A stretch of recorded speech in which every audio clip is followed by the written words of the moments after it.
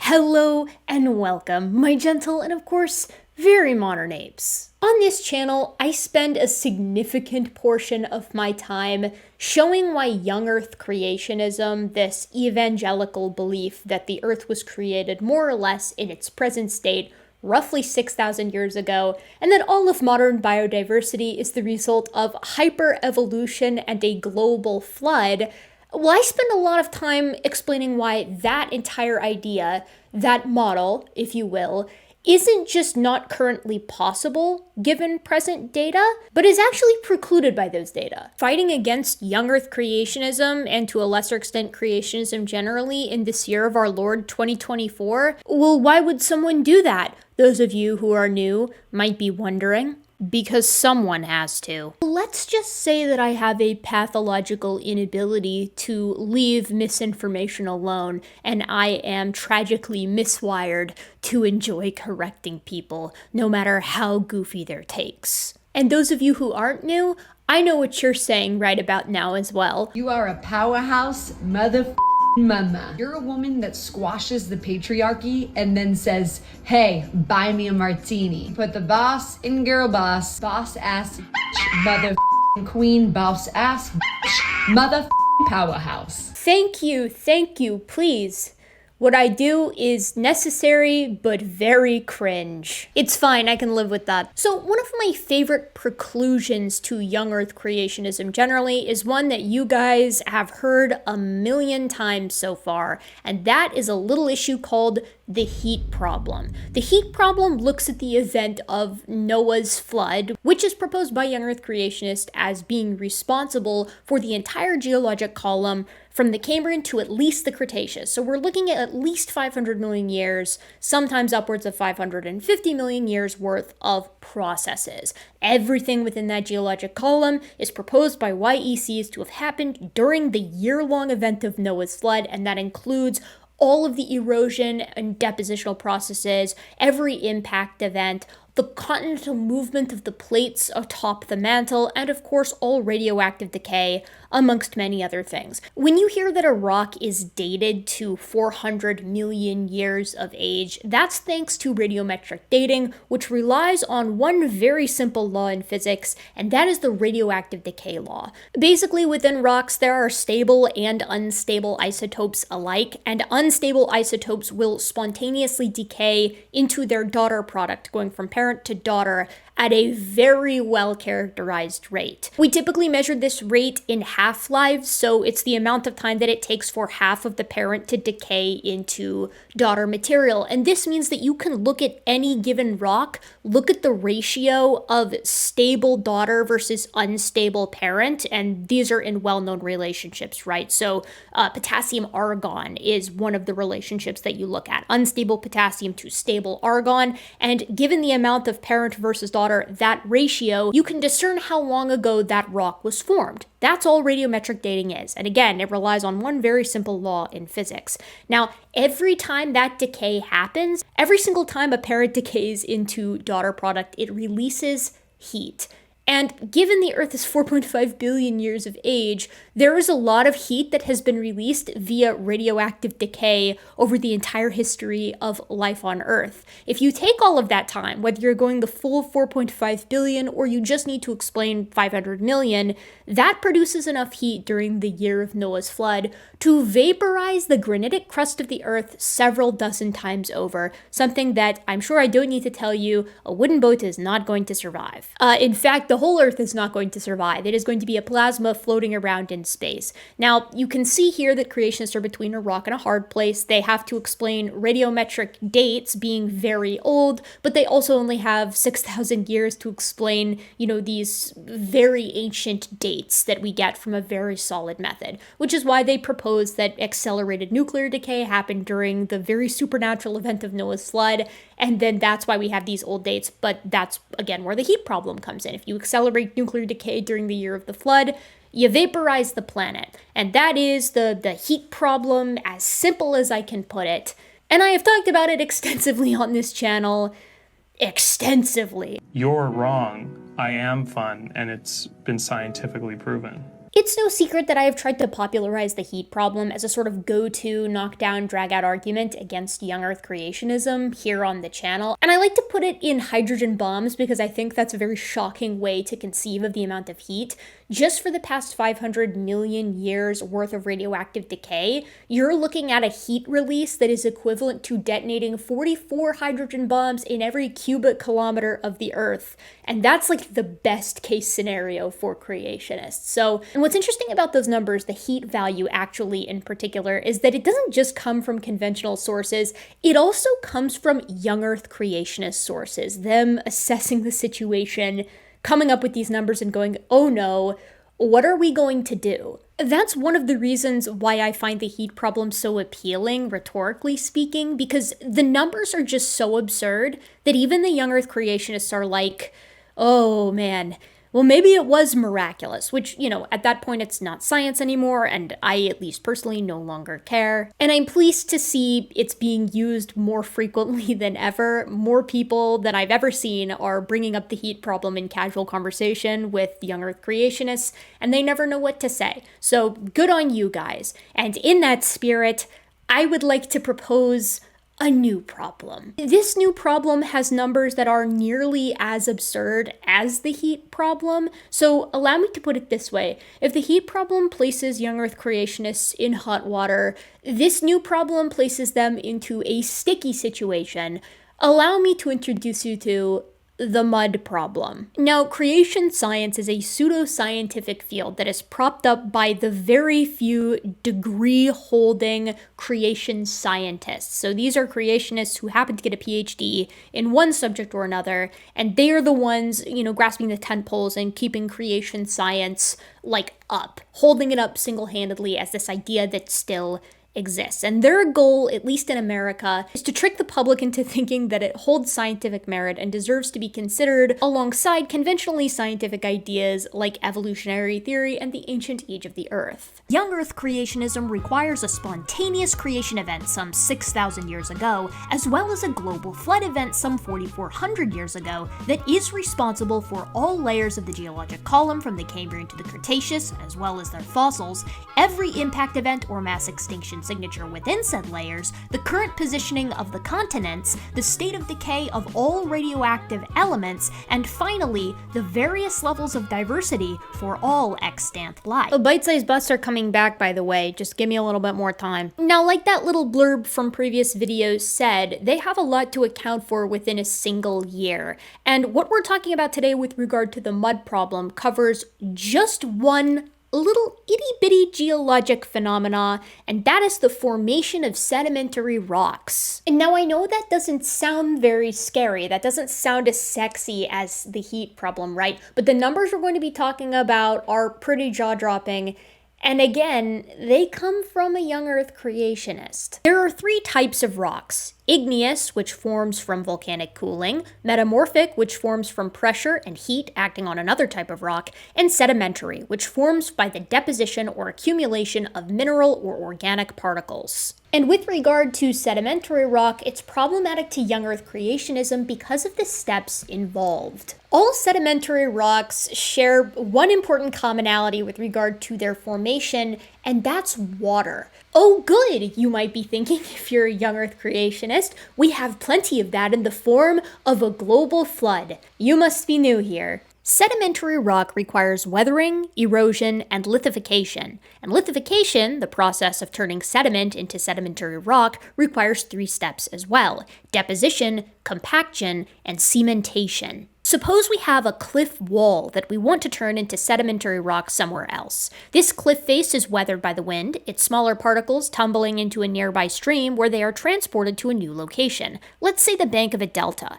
To become sedimentary rock, it needs to be laid down at the delta's bank, deposition, squeezed free of excess water, compaction, and then hardened into rock, cementation. It should come as no surprise to you intuitively that this process takes a lot of time. You don't visit a muddy riverbank one day and come back the following week to solid stone. Accumulating sediment takes time, squeezing the water out takes time, and hardening into rock takes time. This is extremely well understood due to the role that these processes take in our modern industry, a fact that is pointed out by many young Earth creationists. Now, I'm sure right off the bat that you, my gentle and modern viewer, see the problem here. Young Earth creationists have a rainstorm that lasts 40 days and 40 nights, and then they have 4,400 years, that's 4,400 years, to turn that ooey, gooey, muddy, sloppy mess into the entire geologic column, which is solid stone. Now, we all know what the first move of the young Earth creationist here, right? They point to exceptional circumstances that we see today and apply those exceptional circumstances to the entirety of the year-long global flood event in order to explain these rapid processes that are required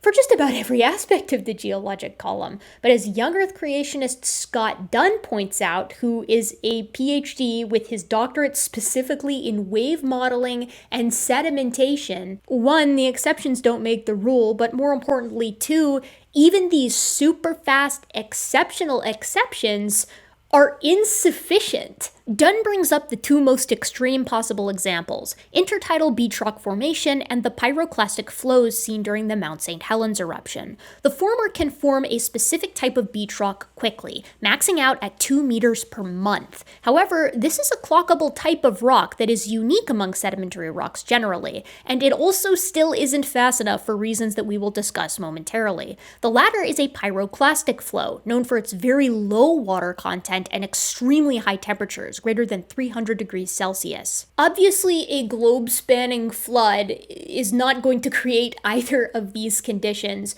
but Dunn is a clever guy, and so he actually carried out a set of tests under ideal conditions to see how fast compaction, that second step, can actually take place. To put this in really simple terms, Dunn was trying to figure out how quickly a mud can become a clay. Now, critically, and Dunn points this out himself, this does not include the cementation phase, that third step.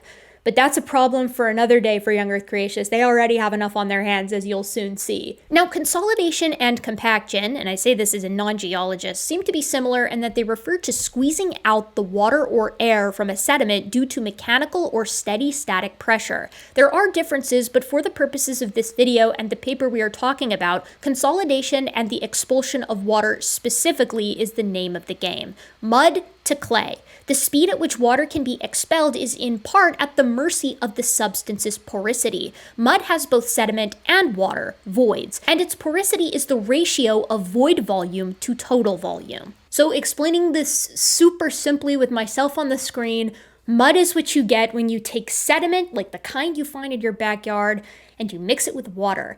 And a close-up microscopic look at the slurry that you create will have sediment that is broken up by pockets of water. And those water pockets are called voids. To calculate the porosity for the mud that you've made, you just take a ratio of that mud's void volume versus the total volume. So intuitively, the higher the porosity, the greater the ratio of water or void volume to the total volume of the mud, the longer it's going to take for cementation to actually occur. It's just too wet. Dunn notes that really soft clays might have a porosity of 0.9 or 90% water, 10% sediment, and that cementation needs a porosity of 0.4 or 0.5 to even occur. So thus far, mud must dewater into clay, which must lose more water before cementation can occur. He gives the following as an example.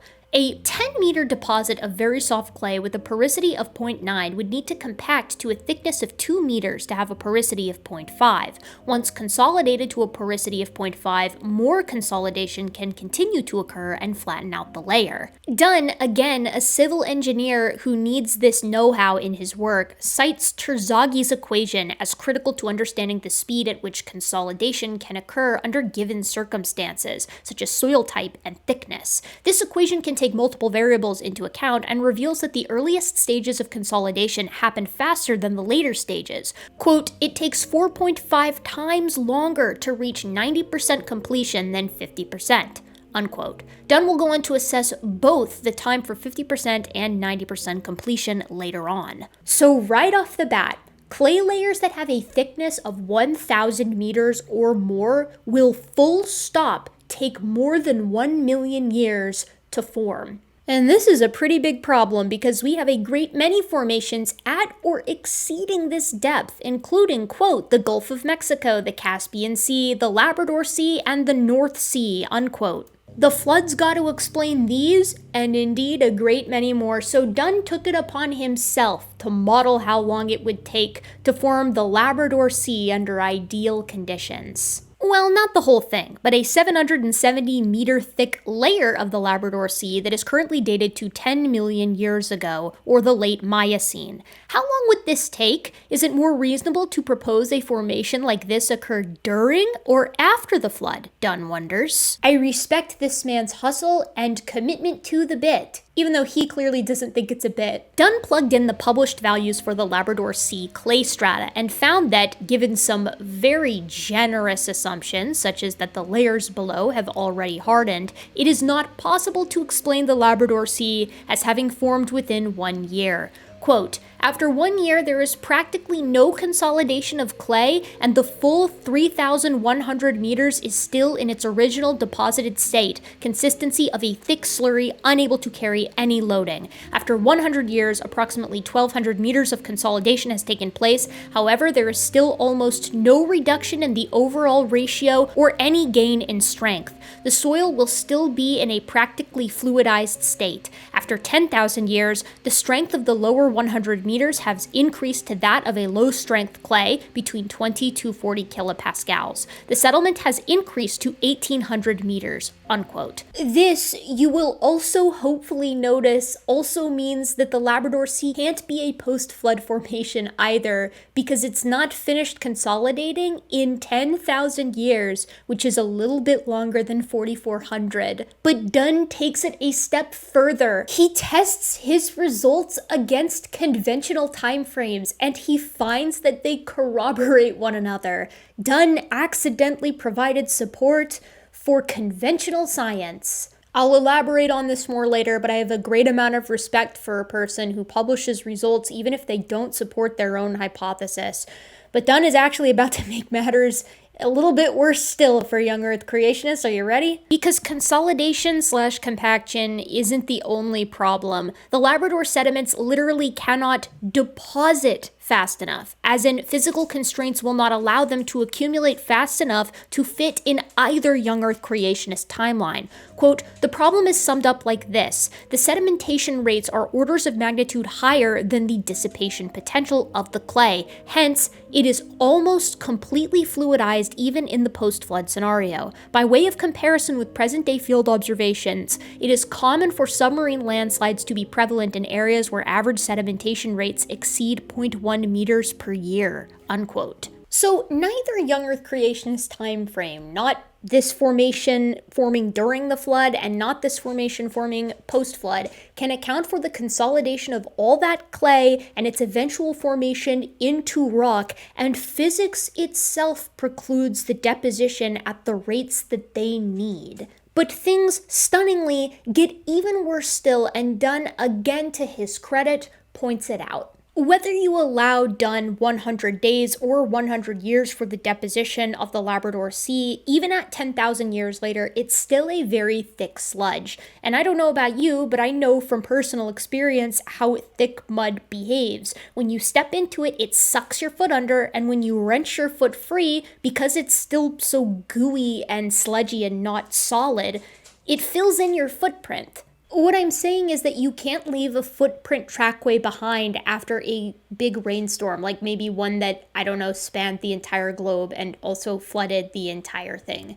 Because everything is muddy. You cannot leave a trackway. It's not physically possible to do so. And this is problematic for one very simple reason, and that's that we have a whole lot of footprints in proposed flood layers, and a lot of these footprint trackways belong to dinosaurs. The New Creation blog depicts the problem on their article on the subject utilizing AI art over on their webpage. But again, you can't even get full consolidation of the Labrador Sea in 100 years as proposed in Dunn's own experiments, which that is what is minimally required for leaving footprints behind, like the status of a soft clay. So how are you going to explain just oodles and oodles and oodles of dinosaur trackways that are like proposed to be like laid down during the flood, but not just any portion of the flood? The Mesozoic is firmly middle to late flood. How are you getting these oodles and oodles of trackways? And we're just giving them the trackways of things like synapsids and tetrapods from earlier. Dunn's answer to this question is, I guess we're gonna have to closely scrutinize every single individual trackway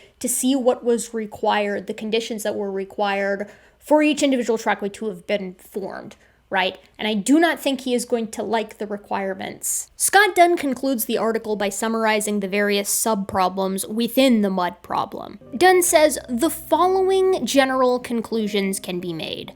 1, there is a very large change in volume required to consolidate mud to stiff clay, approximately 4-to-1, or to claystone, approximately 10-to-1. This would mean that for every 100 meters of claystone created, 1,000 meters of freshly deposited clay is needed. 2, the primary constraint on the rate of consolidation is permeability. The maximum velocity that water can be expelled from a soil is equal to the hydraulic conductivity, K, which for clays is in the order of 10 to the negative 11 to 10 to the negative 9. This highlights the extremely slow nature of fluid flow in clay, 0.3 millimeters per year to 30 millimeters per year.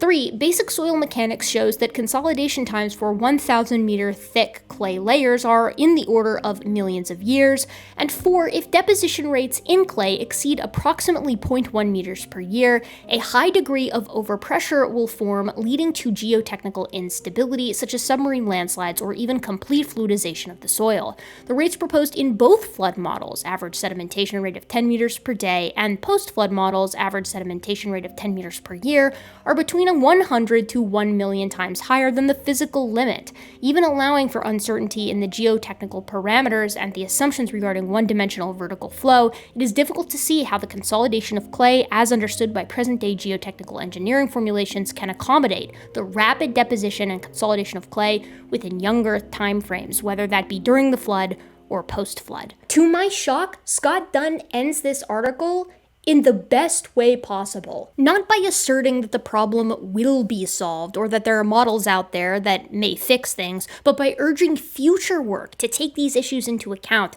as they attempt to form new coherent flood models. Dunn recognizes the severity of the issue. I have an enormous amount of respect for this man. The fact that he published these results out there for everybody to see means that he is thinking like a scientist. He is summarizing a problem that he couldn't solve so that others may take it into account as they attempt to. And I think that that should be commended, full stop. The mud problem looms as a new physics-type challenge. Like the heat problem, it requires either miraculous intervention or entirely new laws of nature. I think it is especially important as a preclusion to young Earth creationism because it doesn't just work in tandem with the heat problem as a you literally must break physics to make your global flood and your young Earth work, but physics must break in a completely different way. With the heat problem, the issue is nuclear decay. Here, it is much more Newtonian. And the killer part, the same physics that revealed the depths of this problem corroborated conventional timescales. The Labrador Sea was radiometrically dated to be 9 to 10 million years of age, and Dunn's deposition rates here agree with this. Two completely different means by which to glean an age converging again on an ancient Earth. As always, I think they should just cut their losses and say that the entire flood is miraculous, but of course the issue that they run into there is significantly more theological, because it means God has just designed the entirety of the geologic column to scream a reality that does not match his own. Times like these, you gotta remember Romans 1:20, The creation shouldn't rally against the creator, I don't think. But young Earth creationists are gonna do what they're gonna do. So I wait with bated breath to see how they pivot on this one. We'll see how the YouTube creationists tackle it as well. It's bound to be a good time. In the meantime, my gentle and of course very modern apes, if you like what I do, please consider supporting me and the channel in the free way, which is of course liking, commenting, and subscribing. Obviously, I hope this is of no massive inconvenience, and if you can't think of anything to comment, just tell me your favorite preclusionary argument to young Earth creationism. And if you want to support the channel in more financial ways, you can of course become a patron. Patrons get their names at the end of every video, and they sometimes get early access to videos, although again, it depends on how on top of things I am. And so from the bottom of my gentle and of course very modern heart, I want to thank you for being such a curious primate, and I can't wait to see you next time.